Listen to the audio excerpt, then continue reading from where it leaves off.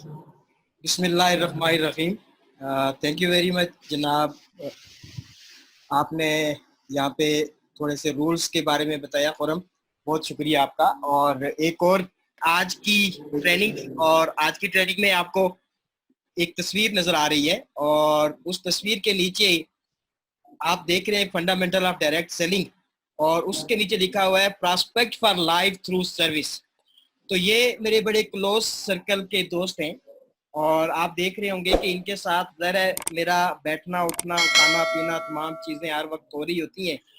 तो ये वो लोग हैं कि जो सारी ज़िंदगी मेरे प्रॉस्पेक्ट हैं। मैं कहीं भी होऊंगा, जो भी करूंगा, अगर मैं उनको सर्विस दे रहा हूँ तो फिर ये प्रॉस्पेक्ट भी हैं, लीडर भी हैं और पूरी ज़िंदगी का इनका मेरा साथ होगा। तो ये सिद्दीक साहब हैं, मैं आपको अनम्यूट कर रहा हूँ, आप फिर अपने आप को म्यूट कर देते हैं, समझ नहीं आ रही। मैं बात कर रहा था कि नेटवर्क मार्केटिंग में खास करके जब आप नेटवर्क मार्केटिंग के बिजनेस में होते हैं तो कुछ लोग होते हैं जो आपकी कोर टीम होती है, किचन कैबिनेट उसे कहते हैं। ये वो लोग होते हैं जो हर वक्त आपके साथ होते हैं, हर जगह आपके साथ होते हैं। कोई भी प्रोडक्ट आती है, कोई भी ऑर्गेनाइजेशन आती है, कोई भी पार्टी आप ज्वाइन करते हैं, किसी किस्म की भी कोई फ्लाई काम आप करते हैं तो ये लोग आपके साथ होते हैं हर वक्त हर जगह पे।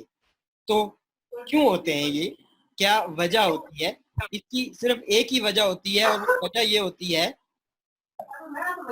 कि जब हम एक दूसरे को सर्विस देते हैं, जब हम एक दूसरे के साथ बिजनेस के अलावा भी रिलेशन रखते हैं, ताल्लुक रखते हैं, तो उसकी वजह से ये आपका जो आपकी जो किचन कैबिनेट होती है, जो आपका ये कोर टीम होती है, ये हर वक्त आपके साथ होती है। मैं यहाँ पे जिक्र करूंगा 2012 का। लियाकत मागरे साहब ने जब 2012 में, दिसंबर 2012 में, नवंबर एग्जैक्टली 2012 में, 2 नवंबर 2012 को जब ये कंपनी स्टार्ट की तो उनकी जो किचन कैबिनेट में लोग थे उन्होंने उनके साथ ओके किया, उनके साथ ज्वाइन करने की बात की और उनमें से एक मैं भी था। जब मुझे उन्होंने बताया तो मैंने उनसे कहा कि नहीं, नेटवर्क मार्केटिंग नहीं, नेटवर्क मार्केटिंग तो हमने नहीं करनी, कुछ और काम कर लेते हैं, रहने दें इन चीज़ों को। तो उन्होंने मुझे ये कहा कि मैं आपको आपसे पूछ नहीं रहा कि आपने नेटवर्क मार्केटिंग करनी है या नहीं करनी, मैं आपको बता रहा हूँ कि मैंने ये प्रोजेक्ट स्टार्ट कर दिया है, आप मेरे साथ हैं। ये बेसिकली फर्क होता है प्रॉस्पेक्ट और किचन कैबिनेट में। आपके जाती लोगों में, आपके ताल्लुकात वाले लोगों में ये फर्क होता है कि आप उन्हें प्रेजेंटेशन देकर ज्वाइन नहीं करवाते, बल्कि उनके साथ उनको आप बताते हैं कि ये प्रोजेक्ट मैंने स्टार्ट कर दिया है, आपने मेरे साथ होना है। और वो कहते हैं कि हाँ जी ठीक है, हम आपके साथ हैं। क्यों? कि वहां पे उनका जो ताल्लुक होता है वो असल चीज होती है। प्रोजेक्ट बाद में देखा जाता है, कंपनी बाद में देखी जाती है, लेकिन जाती रिलेशन को पहले देखा जाता है। फिर मैंने क्या किया कि जो मेरे जानने वाले लोग थे, इनमें से कुछ का मैंने यहाँ पे लिखा है, इनको मैंने अप्रोच किया। ये मेरी किचन कैबिनेट थी, इन्होंने कहा ओके हम आपके साथ काम करते हैं। और फिर इन्होंने आगे कुछ अपनी किचन कैबिनेट के लोग लाए और इस तरह से ये हमारी कैबिनेट कंप्लीट हो गई। अब ये सिर्फ लेवल 1 की बात हो रही है।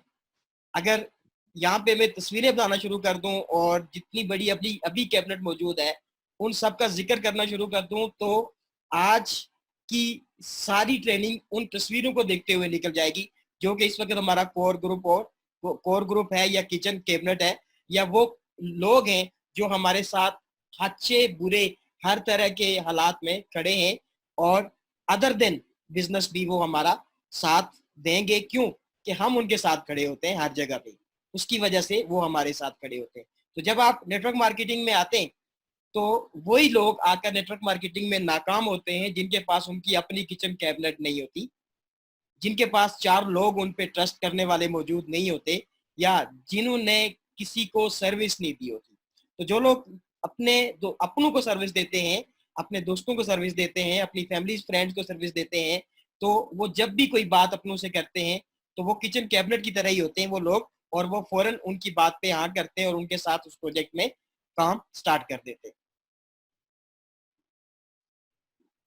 अब अगर एक कोटेशन मैंने यहाँ पे डाली है और वो कोटेशन ये है कि कुछ किचन कैबिनेट के कुछ लोग ऐसे होते हैं जो आपके साथ आ जाते हैं। तो उस हवाले से मैंने एक यहाँ पे बड़ी फेमस राइटर है, उनकी ये कोटेशन डाली है। वो कहते हैं कि कमिंग टुगेदर इज बिगनिंग। आपके साथ कोई आ जाता है, ओके स्टार्ट हो गया, काम शुरू हो गया। उसके बाद क्या होता है जी, कीपिंग टुगेदर इज प्रोग्रेस। अगर आप उसको साथ रख पाते हैं, आपके साथ वो बेशुमार लोग आते हैं एज अ प्रोस्पेक्ट, वो आकर आपको ज्वाइन करते हैं, आपके साथ उनकी बिगनिंग होती है, उनका स्टार्ट होता है। उसके बाद अगर आप उनको सर्विस नहीं देते, आप उनको अपने साथ नहीं रख पाते, तो प्रोग्रेस कभी भी नहीं आएगी। तो प्रोग्रेस के लिए क्या करना होता है, आपने उनको सारी जिंदगी की सर्विस देनी होती है। आपने उनको ये यकीन दिलाना होता है कि आप उनके साथ हैं और आप उनके साथ मुखलस हैं, ये यकीन दिलाना बहुत जरूरी होता है। उसके साथ वो कहता है कि and working together is success. तो जब लोग आपके साथ आ जाते हैं, आप उनके साथ जुड़ जाते हैं, फिर आप सारे मिलके जब काम करते हैं, तो दोनों पार्टीज की सक्सेस बनती है। यानी कि सबकी सक्सेस तभी बनती है जब सारे एक ही सोच के लोग हों, एक ही तरह काम के बारे में सोच रहे हों, एक ही उनका एक्शन हो और उनके अंदर यूनिटी हो, तब जाकर सक्सेस बनती है। आज हम जिक्र करेंगे कि एबीसी एस है क्या, ये एबीसीज बेसिकली होती क्या। तो एबीसीज क्या होती है जी, एनालाइज।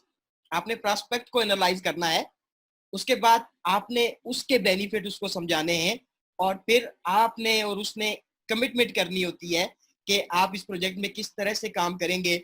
और असल जो चीज है वो क्या होता है कि आपने उसको सर्विस देनी होती है। तो ये एक व्हील बनता है। इस व्हील को अगर हम देखें तो इस तरह से उसकी शक्ल होती है। सबसे पहले शुरू में क्या होता है, सबसे पहले आपके दिमाग में एक प्रोस्पेक्ट होता है जिसको आप अपनी डायरी के ऊपर लिखते हैं, उसका नाम। उस बेचारे को पता भी नहीं होता कि कौन, आप उसका नाम डायरी में आपने लिख रहा है, अपनी कॉन्टेक्ट लिस्ट में लिख रहा है, उसको नहीं पता होता।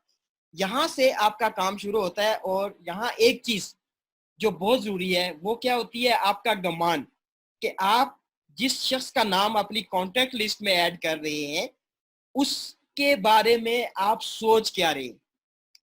एक तो सोच ये हो सकती है कि वो आए और मेरे इतने पॉइंट का बिजनेस हो, मेरा ये वाला रैंक अचीव हो जाए, या मेरा ये वाला टारगेट अचीव हो जाए, या मुझे इतने पैसे आ जाए। एक गमान ये है। दूसरा गमान ये है कि आप सोच रहे हो कि उसको यहाँ बेनिफिट क्या मिलेगा, उसका कल यहाँ पे कितना खूबसूरत हो सकता है, उसका मुस्तकबिल यहाँ पे क्या हो सकता है। ये आप उसका नाम लिखते वक्त आपकी नीयत होनी चाहिए। और नीयत वो चीज है जिसको अल्लाह के अलावा, आपके अलावा तीसरा कोई शख्स नहीं जान रहा होता। और अगर आपकी नीयत ये है कि मैं इस शख्स का इसलिए यहाँ पे नाम लिख रहा हूँ कि ये मेरा दोस्त, ये मेरा बहन, मेरी बहन, मेरा भाई, मेरा कोई कजन यहाँ पे आए और आकर ये वाली कामयाबी हासिल करे, तो फिर तो आप उसके बारे में अच्छा सोच रहे हैं। तो फिर अल्लाह ने वादा किया है कि अगर आप इंसानों के लिए, मेरे इंसानों के लिए अच्छा सोचोगे तो मैं आपके लिए अच्छा सोचूंगा। फिर क्या होता है, ये व्हील स्टार्ट होता है। और ये व्हील कैसे स्टार्ट होता है, सबसे पहले ए से स्टार्ट होता है ये व्हील। आप एनालाइज करते हैं उसकी नीड्स को, कि क्या आपके प्रोस्पेक्ट की नीड्स यहाँ पे फुलफिल हो सकती हैं या नहीं। अगेन फिर आप शुरू देख, फिर क्या करते हैं, जब आपको समझ आ जाती है कि यस यहाँ पे उसकी नीड की कोई चीज मौजूद है, उसकी जरूरत की कोई चीज मौजूद है, उसके इंटरेस्ट की कोई चीज मौजूद है, उसके ड्रीम की कोई चीज मौजूद है, तो फिर आप उसको प्रेजेंट करते हैं प्रोडक्ट, और उसमें उसको उसका बेनिफिट समझा रहे होते हैं कि ये आपको बेनिफिट होगा अगर आप ये वाली प्रोडक्ट बाय करते हैं। तो उसके साथ साथ फिर उसको, उसके साथ आप कमिटमेंट बनाते हैं, उसके साथ कमिटमेंट करते हैं, उसको कमिटमेंट के अंदर लाते हैं, उसे समझाते हैं कि हमने उसका जो व्हील है चलाना कैसे है, वर्किंग कैसे करनी है, कैसे आपको बेनिफिट मिलेंगे, कैसे आपको इनकम प्लान से फायदा मिलेगा। ये तमाम चीजें आपने उसको समझानी होती हैं, और उसको इतनी समझानी होती है कि वो कमिटमेंट करे कि हाँ जी ये मैंने करना है, अपने साथ भी कमिटमेंट करे और आपके साथ भी कमिटमेंट करे। और फिर वही बात आ जाती है कि आप उसको सर्विस देंगे, उसके उसके कॉन्टैक्ट लिस्ट बनवाएंगे, उसको इनविटेशन सिखाएंगे, उसकी प्रेजेंटेशन करेंगे, उसके फॉलो अप करेंगे, तब जाकर उसका उसका जो बिजनेस है वो भी बढ़ना शुरू हो जाएगा। और वो जो उसका नाम लिखते वक्त आपने सोचा था वो बेनिफिट उसको मिलना शुरू हो जाएंगे। और फिर क्या होगा, फिर वो जाएगा इसी प्रोसेस में कि वो भी ऐसे ही अपने लोगों के बारे में सोचना शुरू करेगा और ये व्हील फिर चलना शुरू हो जाएगा। और ये व्हील कैसे चलेगा इसको आप देखें। ये व्हील इस तरह से चलना शुरू हो जाएगा कि service, analyse, present, product, gain, commitment, ये चीजें इसी तरह से चलती रहेंगी और ये व्हील रुकना नहीं चाहिए आपका। मतलब आप एक से दूसरी जगह पे, दूसरी से तीसरी जगह पे, तीसरी जगह, इस व्हील को आपने चलाते रहना है और उसको भी समझाना है कि तुमने भी ये व्हील चलाते रहना है। इसी तरह से आगे पीछे, आगे पीछे, आगे पीछे चीजें चलती रहनी चाहिए और कोई चीज इसमें से मिस नहीं होनी चाहिए। क्योंकि अगर आपको कामयाबी चाहिए तो ये जो चार चीजें हैं, इन चारों चीजों को आपने चलाना है। जैसे चार पहिए होते हैं गाड़ी के, तो वो जब तक चारों नहीं चलेंगे तो वो गाड़ी चल नहीं पाएगी। इसी तरह से करते करते उसको आपने इससे बाहर नहीं निकलने देना और ये व्हील इसी तरह चलता रहेगा। फिर एक दिन होगा वो प्रोस्पेक्ट आपका लीडर बन जाएगा और फिर जब वो लीडर बनेगा तब भी इन्हीं चार कमिटमेंट की वजह से वो लीडर बनेगा। और जब वो लीडर बन जाएगा तो वो इसको डुप्लीकेट करेगा, इसको कॉपी पेस्ट करेगा। वो भी अपने लोगों के साथ वो ही करेगा जो आपने प्रोस्पेक्ट से लीडर बनने तक उसके साथ किया होगा। क्योंकि ये एक कॉपी पेस्ट का बिजनेस है। जो आप करते हैं वही दूसरा कर रहा होता है, जो आपने उसको सिखाया वही वो आगे सिखा रहा होता है।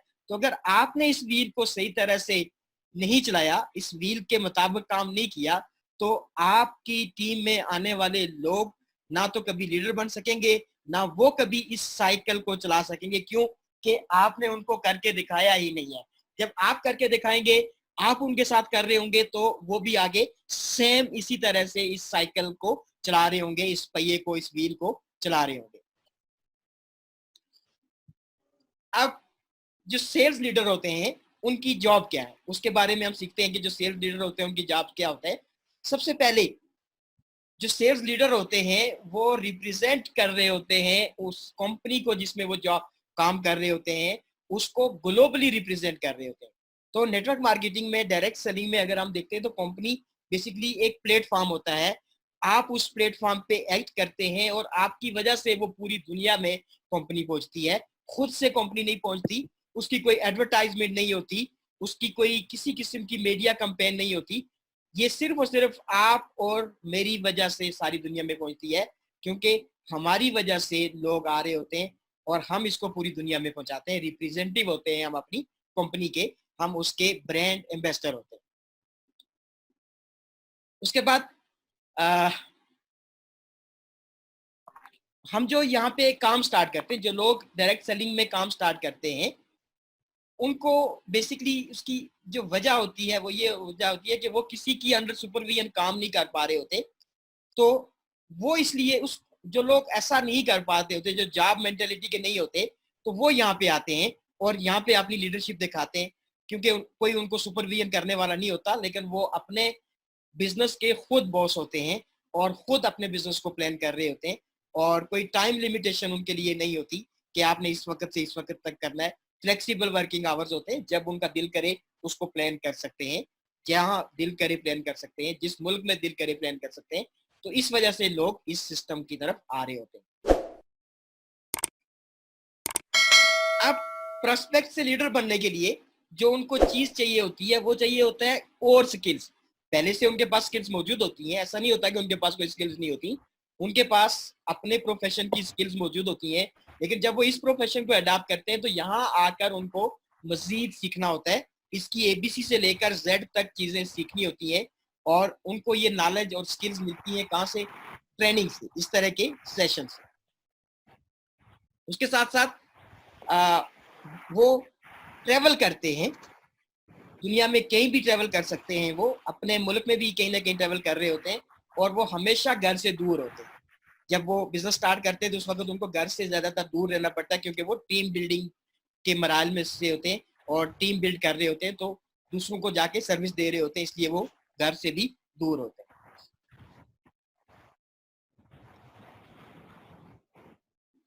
सेल लीडर बेसिकली करता क्या है?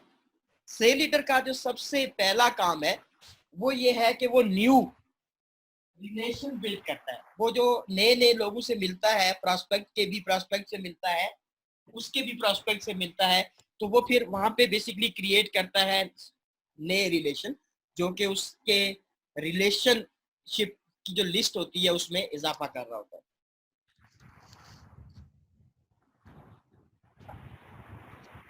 उसके साथ साथ वो ज्यादा प्रेजेंटेशन कर रहा होता है अपने प्रोस्पेक्ट्स को, तो जितनी ज्यादा मोर प्रेजेंटेशन मोर रिजल्ट्स कहा जाता है इसको। उसके साथ साथ वो लॉन्ग टर्म रिलेशन लोगों से बिल्ड कर रहा होता है, नए लोग भी और पुराने लोग भी, आस्ता आस्ता उसके रिलेशन में रिलेशनशिप में इजाफा होना शुरू हो जाता है। लेकिन वो जो भी रिलेशन बिल्ड करता है वो लॉन्ग टर्म रिलेशन को मद्देनजर रखते हुए बिल्ड करता है। उसके बाद वो सोल्यूशन प्रोवाइड करता है प्रोस्पेक्ट को प्रॉब्लम की। तो जब टीम होती है आपकी, आप टीम लीडर होते हैं, तो आपकी टीम में मुख्तलिफ छोटे मोटे प्रॉब्लम्स भी आते हैं, तो फिर आप क्या करते हैं, उन प्रॉब्लम का उनको हल बता रहे होते हैं। किसी को प्रेजेंटेशन नहीं आती, उसको प्रेजेंटेशन उसकी कर रहे होते हैं। किसी को इन्विटेशन नहीं आती, उसको इन्विटेशन करके सिखा रहे होते हैं कैसे इन्विटेशन होती है। तो आहिस्ता आहिस्ता उसको सिखा रहे होते हैं कि प्रॉब्लम्स का हल क्या है, जो आपको नहीं आता वो कैसे उसको करना है, ये उसको सिखा रहे होते हैं। उसके बाद वो सर्विस प्रोवाइड कर रहे होते हैं अपने प्रोस्पेक्ट्स को और अपने लीडर्स को, और वो हेल्प कर रहे होते हैं प्रोडक्ट प्लान और बाकी जो चीजें होती हैं उनको समझने में, उनकी अंडरस्टैंडिंग में उनकी हेल्प कर रहे होते हैं। उसके साथ साथ वो हेल्प कर रहे होते हैं प्रोडक्ट के यूज में, और प्रोडक्ट के बाद जो प्रोडक्ट की परचेजिंग होती है, यानी कि रिपीट सेल्स वगैरह होती है, उसकी टेक्निक उनको सिखा रहे होते हैं। और जो खास बात होती है, वो खास बात ये होती है कि जब कोई शख्स प्रोडक्ट ले लेता है तो फिर वो उसको सिखाते हैं प्रोडक्ट लेने के बाद कि इस प्रोडक्ट का बेसिकली यूज क्या है। क्योंकि जब तक आप आफ्टर सेल सर्विस नहीं देंगे, उनको वो प्रोडक्ट यूज करना नहीं सिखाएंगे, उन प्रोडक्ट के बारे में उन्हें बेनिफिट नहीं समझाएंगे, उन प्रोडक्ट्स को यूज करके क्या फायदा लेना है ये बात जब उनको समझाएंगे नहीं, खाली पैकेज बेच देंगे, तो फिर वो प्रोडक्ट का बेनिफिट नहीं ले पाएगा, और जब टेस्ट नहीं ले पाएगा तो फिर रीसेल भी नहीं आएगी। उसके बाद वो सेम टाइम में अपनी गुडविल भी बना रहे होते हैं और कंपनी की गुडविल भी बना रहे होते हैं, और कंपनी के जो प्रोजेक्ट्स होते हैं उनकी भी गुडविल बना रहे होते हैं दुनिया में। पूरी दुनिया में उनका काम है कि आप उनको ये जो गुडविल होती है जिसमें अपनी गुडविल वो बना रहे होते हैं एज अ लीडर, क्योंकि लीड्स करते हैं फ्रंट से, कंपनी की गुडविल बना रहे होते हैं, और जो प्रोजेक्ट कंपनी के आ रहे होते हैं उनकी भी गुडविल बना रहे होते हैं। ये करते हैं लीडर्स। उसके साथ साथ वो प्रोवाइड करते हैं कंपनी प्रोफाइल एंड इंफॉर्मेशन अपने प्रोस्पेक्ट को, अपने प्रेजेंटेशन में लोगों को। तो इसके ऊपर भी उनकी गिरफ्त होती है कि कंपनी प्रोफाइल क्या होता है और क्या है, और उसकी टोटल इंफॉर्मेशन क्या होती है, वो सारी की सारी ये जो सेल लीडर होते हैं ये ही मार्केट में प्रेजेंट कर रहे होते हैं। फ्यूचर्स क्या होता है जी सेल्स लीडर का, अगर हम देखें तो सबसे पहले जो, अगर अच्छा फ्यूचर चाहिए किसी भी सेल्स ऑर्गेनाइजेशन में उसको, तो सबसे पहले उसको कॉन्सेप्ट जो है ना उसकी स्किल्स लेनी पड़ती है कि यार ये कॉन्सेप्ट है क्या, उसकी स्किल्स लेना बहुत जरूरी है। उसके साथ साथ प्लानिंग करनी है उसने कि यार इस बिजनेस को मैंने कैसे करना है, उसके लिए वो बुक्स पढ़ता है, उसके लिए वो ट्रेनिंग लेता है, उसके लिए वो सीनियर के साथ बैठता है, उसके लिए वो पूरा एक पेपर वर्क रोड मैप जिसे कहते हैं वो तैयार करता है, तब जाकर उसका फ्यूचर उसमें बनता है। फिर वो ह्यूमन स्किल्स भी सीखनी पड़ती है उसको, क्योंकि सेल्स की दुनिया में वो मौजूद है। तो कैसे लोगों को कंट्रोल करना है, कैसे लोगों को ड्राइव करना है, कैसे लोगों को स्किलफुल करना है, ये तमाम चीजें भी उसको बाकायदा सीखनी पड़ती है, तब जाकर उसका अच्छा फ्यूचर सेल्स की दुनिया में बन पाता है। और इसके लिए फिर वो क्या करता है कि वो वर्किंग कर रहा होता है, तो उस वर्किंग के दौरान उसको जो प्रॉब्लम्स आते हैं उसका वो खुद ब खुद उसके सोल्यूशन उसके जहन में आते हैं, या फिर वो सीनियर से पूछता है, या वो बुक्स का सहारा लेता है, या वो ट्रेनिंग का सहारा लेता है, तो फिर उसको ये तमाम चीजें खुद एक दिन आना स्टार्ट हो जाती है। उसके बाद टेक्निकल स्किल्स होती हैं कुछ, जैसे हमारे काम के अंदर हम साइन अप करते हैं, कंप्यूटर का यूज होता है, उसके अलावा केवाईसी है हमारा, बहुत सारी और चीजें हैं कि जो बेशुमार लोग ऐसे आते हैं जिनके पास पहले ये स्किल्स मौजूद नहीं होती, तो हमने उन्हें ये स्किल्स सिखानी होती है। लेकिन यहाँ पे एक गलती हो रही होती है, और वो गलती ये हो रही होती है कि हम उनका काम खुद ले लेते हैं, जिसकी वजह से वो ये स्किल्स लेने से महरूम रह जाते हैं। तो आपका काम ये है एज अ लीडर कि आप उन तमाम लोगों को वो तमाम स्किल्स जो कि इस बिजनेस के अंदर उनको रिक्वायर्ड होंगी, वो आप उनको सिखाना शुरू कर दें, ताकि आपके जो लीडर्स हैं उनको गिरफ्त हो जाए काम के ऊपर, उनको अबूर हो जाए काम के ऊपर, आपकी मौजूदगी या गैर मौजूदगी उनके लिए कोई रुकावट ना हो, और वो खुद से सारा काम कर सकें। अभी हम देख रहे हैं कि बहुत सारे लोगों के पास यूजर नेम नहीं है, उनकी ईमेल्स नहीं है, उनके पासवर्ड नहीं है, और ये वही लोग हैं जिनको हमने सिखाया नहीं है, उनका काम हमने अपने जिम्मा ले लिया, और अभी हम भी प्रॉब्लम में और वो खुद भी प्रॉब्लम में। उसके बाद सेलिंग जो है ये साइंस भी है और ये आर्ट भी है। ये कोई इतना मुश्किल काम भी नहीं है और ये कोई इतना आसान काम भी नहीं है उन लोगों के लिए जिनके पास इनकी लर्निंग नहीं होती। लेकिन जिनके पास इसकी लर्निंग होती है उनके लिए ये कोई मुश्किल काम नहीं होता। तो सेलिंग जो है वो प्रैक्टिस मांगती है। जैसे लोग गोल्फ खेलते तो वो बाकायदा प्रैक्टिस करते हैं, डेली प्रैक्टिस करते हैं। जैसे लोग टेनिस बॉल खेलते हैं तो उसकी भी वो प्रैक्टिस करते हैं। दुनिया का कोई भी खेल जो है वो बगैर प्रैक्टिस के आप नहीं कर सकते। सेम इसी तरह सेलिंग भी बाकायदा प्रैक्टिस मांगती है। आप जब तक इसकी प्रैक्टिस नहीं करेंगे आप सेलिंग के अंदर कामयाब नहीं हो सकती। उसके बाद सेलिंग जो है बाकायदा एक ऐसा काम है कि जिसमें आपको बाकायदा रियाज जिसे कहते हैं, जिसको आप प्रैक्टिस के साथ साथ आप कहते हैं कि डेली जो आपकी चीजें होती हैं वो आपको करनी पड़ती है। जैसे कि आप यहाँ पे देख रहे हैं तस्वीर में कि अगर कोई डांसर है या कोई स्पोर्ट्समैन है तो उसको डेली रोजाना अपनी बॉडी को सही रखने के लिए उसको रोजाना प्रैक्टिस करनी पड़ती है, रोजाना एक्सरसाइज करनी पड़ती है। सेम इसी तरह सेलिंग की दुनिया में भी आपको नॉलेज भी चाहिए और बॉडी लैंग्वेज भी चाहिए आपको, और आपके जो फैक्ट्स पे जो नॉलेज है वो भी आपको चाहिए, तब जाकर आप इसमें कामयाब हो सकते हैं। इसके लिए ये भी रोज करने वाला काम है। ऐसा नहीं है कि कभी कभार आप कर लें तो आपको सब कुछ आ जाएगा, ऐसा नहीं है।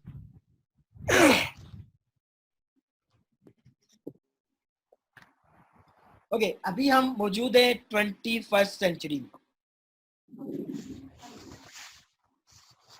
तो हमने सेलिंग्स की इस सेंचुरी के हवाले से जो स्किल्स है वो भी सीखनी है।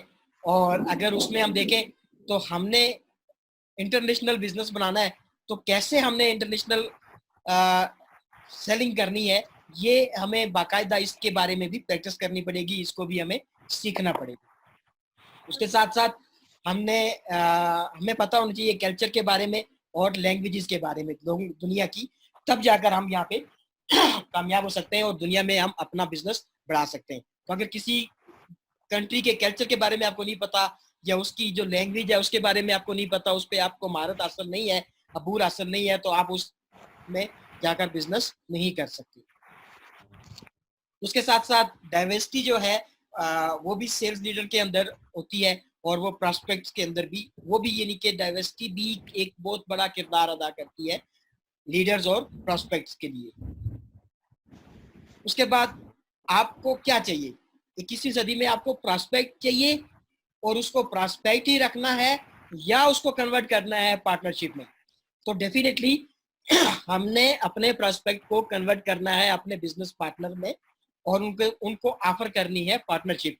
सिर्फ प्रॉस्पेक्ट का मतलब है आपने उसको कोई प्रोडक्ट खरीद बेचनी है, तो सिर्फ प्रोडक्ट नहीं बेचनी होती डायरेक्ट सेलिंग में, आपको उसको बिजनेस पार्टनरशिप भी ऑफर करनी होती है। तो आपको ये फन भी आना चाहिए कि कैसे प्रॉस्पेक्ट को कन्वर्ट करना है पार्टनर में।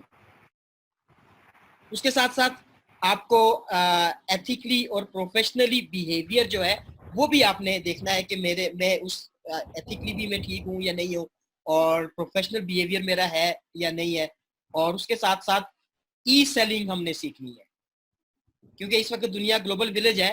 तो अगर हमें ई सेलिंग नहीं आएगी तो 21वीं सदी में हम सेलिंग की दुनिया में कामयाब नहीं हो सकेंगे। तो ई सेलिंग का मतलब क्या है कि ऑनलाइन बैठ के आप अपनी प्रोडक्ट को कैसे प्रेजेंट करें और कैसे दुनिया तक पहुंचाएं, ये भी आपने सीखना है। ये भी एक आर्ट है, ये भी एक फन है। कुछ चीजें ऐसी होती हैं जिसके लिए आपको बाकायदा एक टेक्स्ट बुक मेंटेन करनी पड़ती है, और वो आपको मेंटेन करना आपके लिए बहुत जरूरी है। ना सिर्फ वो आपकी जात के लिए जरूरी होती है, बल्कि आपके साथ आने वाले जो लोग होते हैं, आपके साथ जो आने वाले प्रोस्पेक्ट होते हैं, जो आने वाले वक्त में लीडर आप बना रहे होते हैं, बिल्ड कर रहे होते हैं, तो उनसे भी आपने ये जो टेक्स्ट बुक है, ये इसमें जो चीजें मैं आपको बताऊंगा, ये आपने मेंटेन करवानी है बाकायदा फिजिकल शेप में, ये मेंटेन करवानी है। सबसे पहले आप इंटरनेट पे बैठें और आप स्टडी करें कि रूल्स क्या होते हैं सेल्स फोर्स के, और खास करके इस इंडस्ट्री में, जिस इंडस्ट्री में आप मौजूद हैं, जिसको डायरेक्ट सेलिंग इंडस्ट्री कहते हैं, नेटवर्क मार्केटिंग इंडस्ट्री कहते हैं, इसमें रूल्स क्या होते हैं सेल्स करने के लिए, सेल्स फोर्स के लिए रूल्स क्या होने चाहिए, वो बाकायदा मौजूद हैं। आप WFDSA से भी जाके वो डाउनलोड कर सकते हैं, और वैसे भी गूगल में आप ये लिखें तो आ जाते हैं वो तमाम रूल्स, तो वो आपके पास टेक्स्ट बुक की शक्ल में मौजूद होने चाहिए। उसके साथ साथ सोशल, एथिकल और लीगल इश्यूज जो होते हैं इन सेलिंग, उनके ऊपर भी आपको बाकायदा टेक्स्ट बुक बनानी है, उसके रूल्स भी आपने सीखने हैं और अपनी टीमों को सिखाने हैं, ताकि किसी जगह पे उनको कोई प्रॉब्लम हो तो वो फौरन देखें कि इसका हल क्या है। उसके साथ साथ आपने ये भी सीखना है और ये भी पढ़ना है बाकायदा, और लिखना है, तहरीर करना है कि लोग और ऑर्गेनाइजेशंस जो होती हैं वो आपकी प्रोडक्ट या कोई भी प्रोडक्ट क्यों बाय करती है, क्या वजह होती है। तो ये भी आपको सीखना है, और इसको भी बाकायदा आपने अपने पास, इसके ऊपर भी बुक्स मौजूद होती हैं, आपने वो बुक्स पढ़नी है।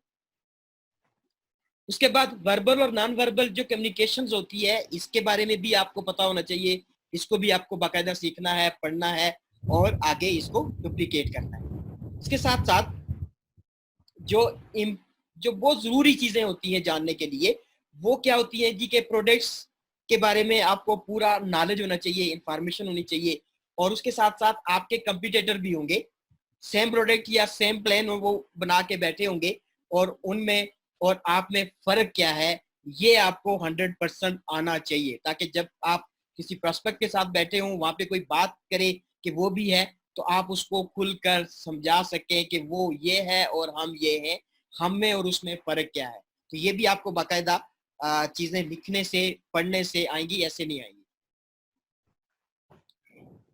उसके बाद जब भी आपको मौका मिले तो आप डिस्कशन किया करें सेलिंग प्रोसेस के ऊपर, अपने सीनियर्स के साथ, अपने जूनियर्स के साथ बैठ के बाकायदा डिबेट्स किया करें कि ये बेसिकली प्रोसेस होता क्या है। तो वहां पे क्या होगा कि कुछ नई चीजें आपको सीखने को मिलेंगी।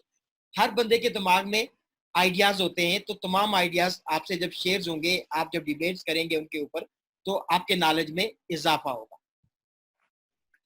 उसके बाद आप डिस्कस किया करें, सोचा करें और मैनेज किया करें चीज़ों को, जिसमें अपने आप को अपने मैनेज करना होता है, जिसमें कि आप अपने अल्फाजों को मैनेज करें, आप अपने एटीट्यूड को मैनेज करें, आप अपने बिहेवियर को मैनेज करें, आप अपने ड्रेस को मैनेज करें, आप अपने नॉलेज को मैनेज करें, उसके बाद आप अपने टाइम को मैनेज करें, और फिर आपने जो ख़ास चीज़ है वो ये मैनेज करनी होती है कि कहाँ पे जाकर आपने ये सेल करनी है।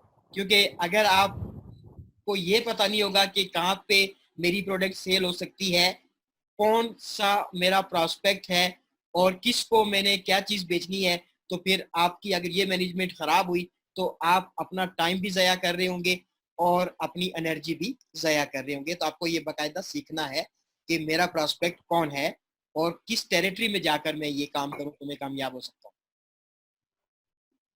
उसके बाद अगर मैं आज की इस ट्रेनिंग की समरी की तरफ जाऊं, तो डायरेक्ट सेलिंग जो है ये एक बहुत पुराना और ऑनरेबल प्रोफेशन है। ऐसा नहीं है कि ये आपने मैंने अभी शुरू किया है, या ये आप से या मुझसे ही शुरू हुआ है। ये एक पुराना, इस वक्त ये इंडस्ट्री का दर्जा अख्तियार कर चुका है, लेकिन ये बाकायदा एक प्रोफेशन है। ये कोई ड्रामा नहीं है, ये कोई खेल नहीं है, ये कोई ऐसे नहीं है कि हुआ तो हुआ, नहीं हुआ तो ना सही। इसको बाकायदा सीख के आपको ये करना है, जिस तरह से किसी भी प्रोफेशन के अंदर लोग जाकर चीजें सीखते हैं और फिर उसके अंदर उसको एक्सेस करते हैं, इस तरह यहाँ भी आकर बाकायदा सीख के ही आप इस प्रोफेशन में कामयाब हो सकते हैं। मिलियंस ऑफ पीपल जो है वो इस वक्त इस प्रोफेशन को चूज करते हैं एज अ कैरियर। उसकी वजह क्या है? उसकी वजह यह है कि यहाँ पे टाइम फ्रीडम है और यहाँ पे फाइनेंशियल फ्रीडम है। यहाँ पे कोई एरिया की रिस्ट्रिक्शन नहीं है कि आपने कहाँ पे करना है और कहाँ पे आपने नहीं करना है, आप बाउंड नहीं है। और सबसे खूबसूरत बात यह है कि यहाँ पे कोई आपका बॉस नहीं है। तो जो लोग जॉब मेंटेलिटी के नहीं होते वो इस कैरियर को ज्यादा पसंद करते हैं, ज्यादा चूज करते हैं। उसके साथ साथ यहाँ पे कोई रिस्क नहीं होता। ये एक बिजनेस होता है बहुत बड़ा, इसमें आप बहुत बड़ी अर्निंग बहुत कम टाइम में कर सकते हैं, लेकिन इसमें कोई रिस्क नहीं है कि आपके यहाँ पे करोड़ों रुपए लगेंगे, तो अगर आप ना कर सके तो खुदा ना खास्ता तो आपका कोई पैसा डूब जाएगा। आप जस्ट एक प्रोडक्ट परचेज करते हैं और आपका ये बिजनेस स्टार्ट हो जाता है। फिर सीखने के बाद आप इस बिजनेस में कामयाब हो सकते हैं, टाइम देने के बाद आप इस बिजनेस में कामयाब हो सकते हैं। तो कोई बहुत बड़ा रिस्क नहीं है कि आप इसको शुरू ना करें इस वजह से कि खुदा ना ख्वास्ता नाकाम ना हो जाए। उसके बाद ये चैलेंजेबल होता है क्योंकि इसको आप खुद करते हैं, आप प्लानिंग सारी आपकी होती है, आप खुद से मैनेज करते हैं तमाम चीजों को। तो जो लोग चैलेंज को पसंद करते हैं वो लोग भी इस बिजनेस को बहुत ज्यादा पसंद करते हैं। उसके साथ साथ यहाँ पे ज्यादा अपॉर्चुनिटीज होती है सक्सेस की इस इंडस्ट्री के अंदर, तो इस वजह से भी लोग इसमें ज्यादा आते हैं। और यहाँ पे कुछ नॉन फाइनेंशियल रिवार्ड भी होते हैं। नॉन फाइनेंशियल रिवार्ड्स क्या है कि जैसे मैंने आपको फर्स्ट स्लाइड पे पिक्चर दिखाई थी जहाँ पे कुछ दोस्त मौजूद थे और फिर बाद में भी एक पिक्चर दिखाई, तो ये वो लोग हैं जिनको हमने अर्न किया है, इनके साथ हमारा ताल्लुक बन गया, इनके साथ हमारा रिलेशन बन गया है।